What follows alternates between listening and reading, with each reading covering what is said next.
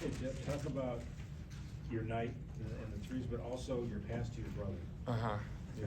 Yeah. My night started off. I didn't hit every shot that I wanted to hit, so and I let up a few threes on defense.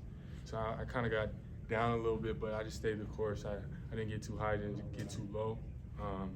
When it came to my brother, I saw him in transition. I saw Kobe on my left, and I was like, I'm probably gonna. I was trying to penetrate to the middle to see like who's gonna bite, and Jason's man bit.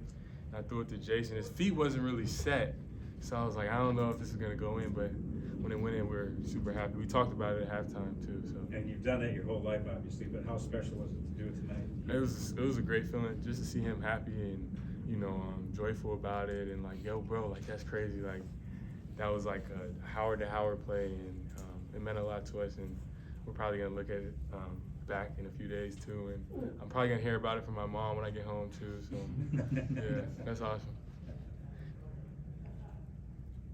Jett?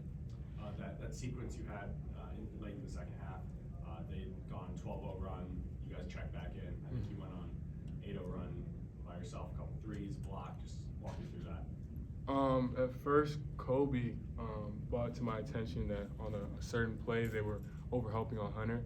So I was in the corner, and he was like, "Bro, just stay in the corner. I'm gonna hit you." So that got me open on my first three. On my second three, I was just in rhythm, and I felt like I had a pretty good chance of hitting the second one. And then on the defensive end, I just tried to move my feet a little bit. Didn't want too many film sessions with Saudi, so I just had to get that block. So that's what went down. Jett, I know you played with really good players before you got to Michigan, but as far as someone like Hunter, where are you in figuring out how to best blend your skills with his? When I first got here, I was trying to get him the ball a lot, and I just got a lot of turnovers. So he kind of just brought me to the side and let me know like some of the reads I should look at, and told me to calm down a little bit. And he makes it easy because he brings so much attention. So I'll probably get like open drives like I got tonight, and once they overhelp on me, I'll just dish it off to him, and he just makes it easy. It's not too much thinking out there. It's just reading, reacting. Anything else for Jett? Hunter, does it feel like the spacing's a little bit better on the floor now this year when you've got the shooters on the floor that you have? Yeah, I remember the first double team that I got. I kicked it, I think to Kobe, and then Kobe swung it to Joe, and my first reaction was like, don't do that this year. We definitely have a lot more shooting at all four positions, all five if you include me, but yeah, no, it's definitely a big difference from last year. I think, the guys who came back put a lot of work in, and then, we did a great job of, finding guys that fit that mold for us that, will help us in our offense. Hunter, where do you think this team is in figuring out, the lineups and best groupings out there, and how long do you think that'll really, take to solidify? Yeah, no, we're still, work in progress. We got a lot of new parts, and so, like you said, there's still that figuring out phase, but I think, we got a good little mix of guys that are able to, be able to be plugged in and out. A lot of guys that are very versatile and able to play many positions, so I think it's just a matter of guys knowing multiple spots. I think that's the biggest and most important thing for us. Hunter, it looked like your coach reserved his most intense moments on the sidelines for defensive matters, especially to the younger guys. Do you think that'll be a point of emphasis this week on just clearing up some things? Yeah, no, he's always big on defense. His philosophy is always like, I'm gonna let you rock out on the offensive end as long as you just are able to guard your man and be in the right spot. That's big for him, is being able to guard on the defensive end. He always talks about two-way players, and that's I think that's something that came with him from Miami, is that defensive mentality, and so that's always something that he's been big on, and especially for the younger guys who are still trying to make that transition of being that two-way player for us. Hunter, Joanna was just saying that during TV timeouts that he wouldn't be talking much in the huddle, that he kind of passed it over to you. What were the sort of things that you were saying then?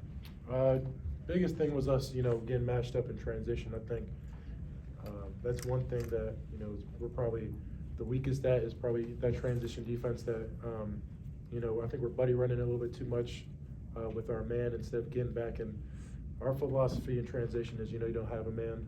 It's just, kind of a get back and try to figure it out on the fly. And so for us, we just got to do a better job communicating, spreading back, and then, making sure we don't have a man, but just find the closest guy to us and, try to get back and have that pack line defense. How much of the adjustment would you say, like, on the fly is from you guys as players? Like, we can't really see from the press box.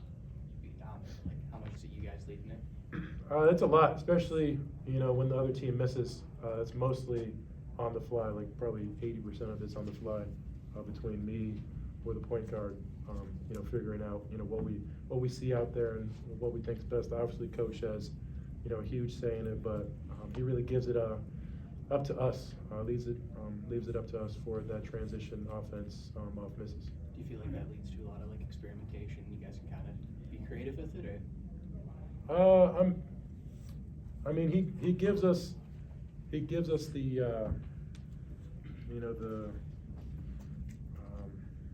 what's the word? He gives us like the mold for what we want to do, and we can experiment in the mold. But he gives us, like the system, and we're able to kind of experiment within the system, I guess. Hunter, what do you like best about Joey Baker, other than maybe feeding him with long outlet passes? that he can shoot the ball. I think, you saw that out there tonight. He's a floor stretcher, somebody that, commands a lot of attention, makes it easy for me out there on the floor. Hunter, do you like when the tallest guy is 6'8" out there, but then they're swarming you and kind of being real physical, or would you rather go one-on-one with maybe someone closer to your size? I do like the one-on-one. I would prefer that, but can't get it right every time. Just trying to have that mindset of whoever's out there, trying to dominate them as much as I can. That's probably the mindset that I go into every game. Try not to look at the size of the defender, because that guy was obviously a good big. He's somebody that I remember watching film last year on, preparing for him. Super active, and somebody that I try to not have him, or not try to match his energy, but have him try to match my energy out there. So that was a big important thing for me, and I think I did that out there. Coaches probably weren't thrilled with the rebounding tonight. How I guess important is it going to be for this team to get better on the boards, defensive boards? Yeah, we're probably a little bit more undersized from last year. Obviously, we have Musa, who's 6'10" in there with me, so that made it probably easier on the defensive boards. But I think that's just us, still being new to each other. We just gotta keep focusing on boxing out. That's something that we'll address in the coming days. Coming up on Fridays, that boxing out, making sure teams don't get as many second chances as they have. That was an emphasis at halftime for us. You were talking about making their big, trying to match your energy. How about the rest of your team?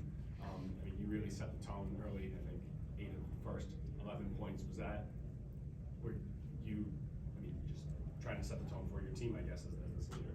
Yeah, I was kind of upset with how I played on Friday. I thought I played bad. People told me that. I didn't play too bad, but I just hold myself to a high standard, and so I was kind of down on myself after the Friday game, and I'm just, glad that I was able to come out there. That was something that was a big emphasis for me, was coming out strong, and I was really glad I was able to do that out there. My teammates put me in great positions. They were obviously so unselfish, getting me the ball in right spots and stuff like that, so I'm just very appreciative of them for helping me out. Is the Jett Howard we've seen these 2 games indicative of what you see in practice every day? Yeah, Jett is a guy who, has probably more of an unorthodox game. He's somebody who can just fill it up offensively.